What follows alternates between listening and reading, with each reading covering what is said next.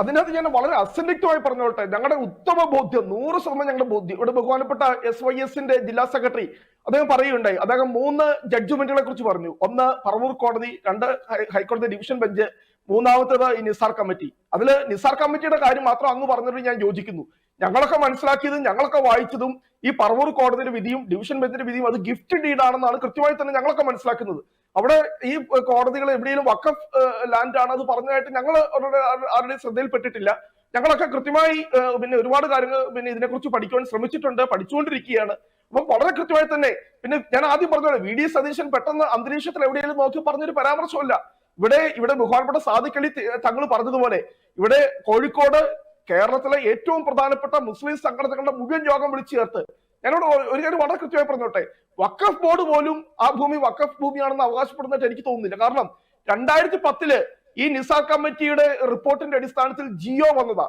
എന്നിട്ട് 2019 വഖഫ് ബോർഡ് അത് ആസ്തി രജിസ്റ്ററിൽ ഉൾപ്പെടുത്തുന്നത്. കാരണം എന്താണെന്നറിയോ, 2016 ബഹുമാനപ്പെട്ട കേരള ഹൈക്കോടതിയുടെ ഡിവിഷൻ ബെഞ്ച് ഇവർക്ക് ഈ പറയുന്ന കോടതി ഇലക്ഷൻ നോട്ടീസ് പുറപ്പെടുവിച്ചു വഖഫ് ബോർഡിനെതിരെ.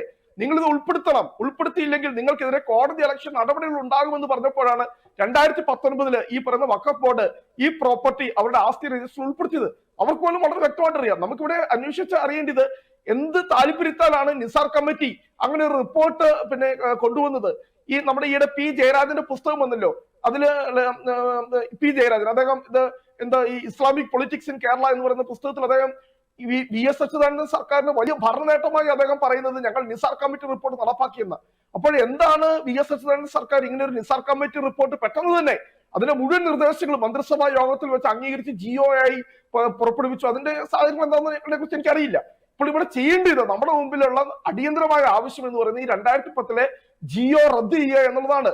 ബാക്കി കാര്യങ്ങളൊക്കെ പിന്നീട് നമ്മൾ അവിടുത്തെ ജനങ്ങൾക്ക് ബേസിക് ആയിട്ടുള്ള അതിനകത്ത് ഒരു കാര്യം ഞാൻ അസന്നിഗ്ധമായി പറയാം. ഇവിടെ ഇപ്പോൾ ബഹുമാനപ്പെട്ട പിണറായി വിജയൻ സർക്കാർ അതിന് തയ്യാറാകുന്നില്ല എങ്കിൽ അടുത്തതായി അധികാരത്തിൽ UDF സർക്കാർ എത്തുകയാണെങ്കിൽ വളരെ കൃത്യമായി തന്നെ പറയാം, 100% ഞങ്ങൾ ഈ മുൻപ് നിവാസികളോടൊപ്പമാണ്.